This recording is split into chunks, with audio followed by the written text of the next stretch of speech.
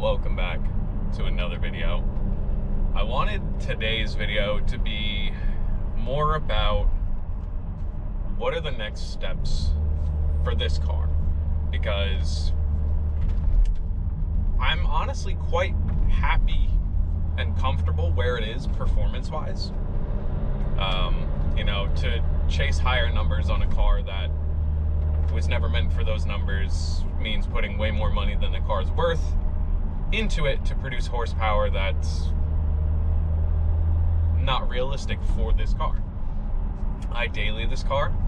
I love how it drives as a daily, and I don't think I want to change that. I think if I'm going to do anything else to this car, I'm going to do visual upgrades. Like currently I have a front license plate mount to my bumper. I bought the car that way. I don't want to run a front mounted license plate. So I think my next step is I'm gonna buy a new front bumper, fit it to the car, stay with OEM spec. So same OEM bumper, I'm not gonna up badge to a quadrifoglio or a GTAM bumper. Stay with the same spec, add in a nice front splitter lip, clean up the front a little bit, and call it a day there.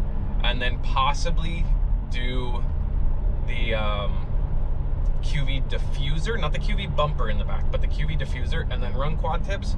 But I'm not even a fan of the QV's bumper because it's not much different than what ours currently is. It just has two extra cutouts for venting, and then it just, where ours is the single exit port, it has dual exit on either side. But there's no tone change or anything like that. It just changes the visual look of the back of the car. So I'm not sure if I'm going to turn this car into basically like a showroom model built on performance, because I'm happy with how it is, and that's what I kind of want it to be. I just want to put it back to the OEM, original OEM parts that, I don't like on the car currently, that are, scratched, bumped, cracked, whatever. Replace those, and then add splitter, the rear trunk has the spoiler on it, and that just changes the whole look of the car already, which I love. But I don't even think I would do a rear carbon diffuser, because you're not going to see it. It's facing the ground. What's the point? The carbon's probably going to weigh just as much as the rear diffuser and valence on there now. So I'm not saving any weight. So I realistically think with this car, take off the front bumper that's on there so I can get rid of the license plate back mount. Put on a brand new front bumper. Add a splitter. Call it a day, realistically. And then later there's a couple paint and rock chips on the car. Get those patched, get those fixed. And then probably just PPF the car and keep it as a solid daily. Because there's nothing else in this car that I'm I want to chase. I love the inside look of the car. I love the outside look of the car. Handling wise, it's amazing.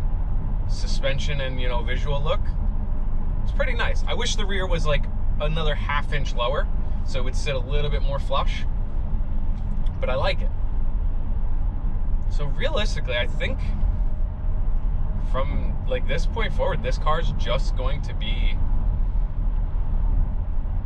my reliable daily, with just maintenance here and there coming up. We have to do the front serpentine belt. We're gonna have a video on that coming out. But I think I'm happy with this car. I spoke with Madness Auto Works. They've been such a great help on the entire process of me owning this car and helping me out with everything. But I spoke with Madness Auto Works, and they even said, they were like, unless you realistically want to put $20,000 into doing a legitimate GTAM kit on a 2.0, which is the price of the car, by the way. So you'd be spending $40,000 on this car to have it look like a GTAM without any of the horsepower. And I was like, listen, you know, I love the look of it, and, you know, I think it'd be great. And they just go, any kit you see on a 2.0 is an Alibaba special. Regardless of what they paid, it's not a true kit, and it never will be. And I don't think I want to chase that for a 2.0, because if I don't have the performance to back up the looks, you know, then it's just a visual show car. It's not better in any way performance-wise, which I think is kind of a downgrade on a car. So I think I'm happy where it's at. Just a few minor visual tweaks, and we're good. We're also going to be revisiting our tune this summer once we have some hotter temps, just to see if we can actually push our boost and our torque a little bit more. Just because when you have really, really cold weather and really, really cold air, you can push a lot of boost, you can push a lot of torque, but once it gets hot, are you know, going to be running too lean of a mix or too rich of a mix, depending on, you know, how it was built out. So we're really having to kind of watch for that, but I'm genuinely happy with the car. There's really nothing else I want to chase out of this car. There's nothing that's overwhelmingly, you know, sticking out to me like I need to change this. You know, like spending $2,000 for a hybrid turbo would be nice. Do I think you know, it's worth it? Not necessarily. You know, there's a few other things too, like, you know, doing like a charge pipe, but then you have to do a full custom, like a custom fab on it, because no one sells it for the Alfas. There's plenty of other things you can do with these cars that don't require a lot of money to make them look or sound good. And that's just where I'm at. Like, I'm not chasing anything with this car anymore. I'm happy with it. You know, when I first got the windows tinted, oh, that was like such a huge moment for this car, because it just changed the whole look. You know, then, you know, we went and did the blow-off valve, and oh my God, you know, the blow-off valve just makes the car scream a little bit more. Then we got our air intake, and now, you know, now we're sucking in a lot more air, and it just, you can hear it go. So you're hearing the car kind of, you know, come alive now.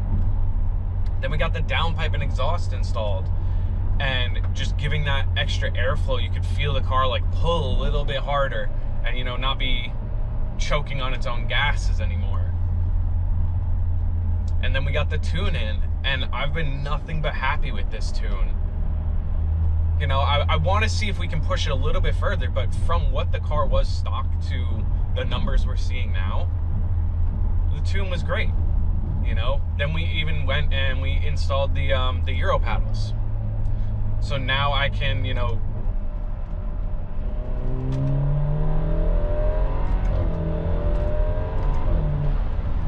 so now I can directly shift and do everything from just my paddle shifter. So like if I want to drop into neutral, I can drop into neutral just from my paddles. Great upgrade for the car, because it's only on Euro spec cars that you can do this. And then later you just pop it back into gear, you shift up, and it goes right back into drive. It's great. It's what the car should have had in the United States anyhow. But we didn't get this model, like, or version. So you have to go in on the back end, change the bytes. Not a huge deal. But it's making the car that, like, little bit better that you usually don't get to see, you know? Like, if my car had come that way where I can, you know, fully control from just paddles, exceptional. Like, absolutely exceptional. There's nothing else that, like, really stands out for this car that I really, really, really want to change. Like, I'm quite happy with it.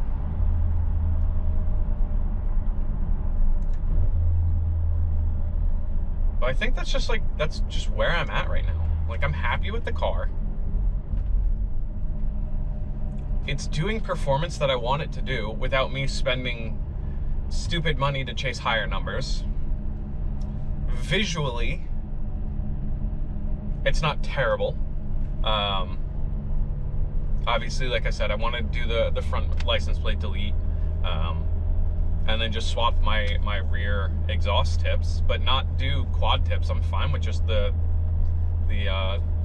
single exit on either side. Like, I think that looks fine for the car.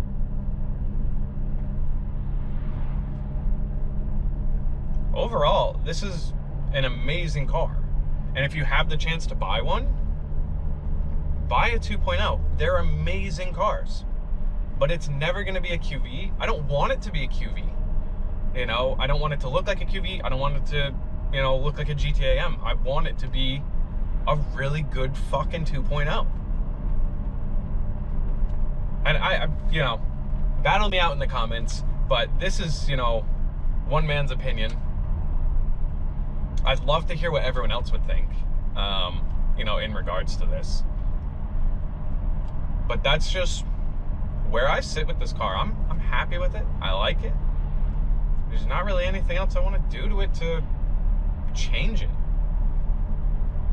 I mean, there's a couple things, but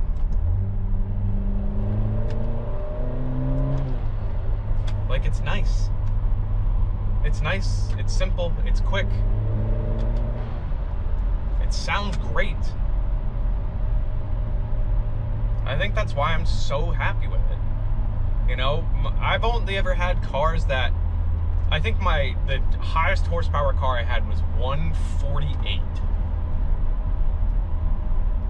Which I was like, oh my God, I'm going so fast, you know? And then all of a sudden, you know, I jumped from that into a 280 horsepower. And I'm like, holy shit, this thing's fun. And then, you know, we tune it and now it's, you know, 360 and you're like, oh shit, this is really fun now. So this car is fun, and I don't want to take that away and make it something serious. I like where the car is because the car is fun. That's where I'm happy with it. That's why I like it. There's a cop sitting right fucking there.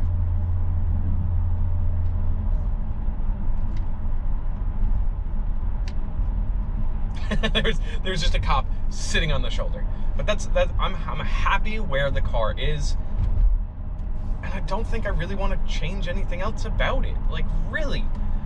Just the front bumper, that's the only thing. Because the original owner that had this car, the front bumper, if you know this car, the license plate mount for the tow hook mount is on the right-hand side of the car. For whatever reason, they put it on the left-hand side. So they took the tow cover off, realized that they couldn't reach to the threaded insert with the tow hook mount, lost the tow hook cover, and then just decided to screw the bracket into the plastic bumper without the tow hook cover behind it, and they missed the holes 4 times. I counted before because they used too long of bolts as well, so when the license plate's in the wind, it taps the bumper. There are 26 holes in this bumper from the screws and from the mounting, and it doesn't have a tow hook cover. So that's the only reason I want to get rid of the front bumper. It's just, it's so annoying to look at. But that's where we're kind of at right now. We're about to come up to a nice little spot on the roadway here where we can do a solid pull, and let the car kind of speak. And you guys can really hear, especially from over there, because the intake and turbo sound from the passenger side of the car is so much louder than the driver's side. So you guys will be able to hear the car scream a little bit. And then, yeah, we're finishing our drive. And then I'll see you guys in the next video. But for right now, let's hit a pull, make some noise,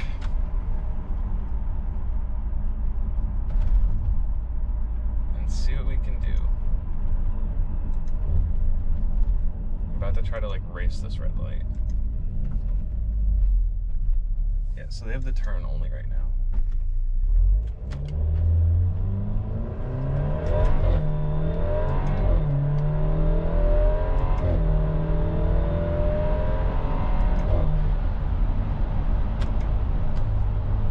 God, this car's just fun. It's just fun at this point. Oh, it just sounds so good. It feels so good. Oh, what a car. What a car. What a car.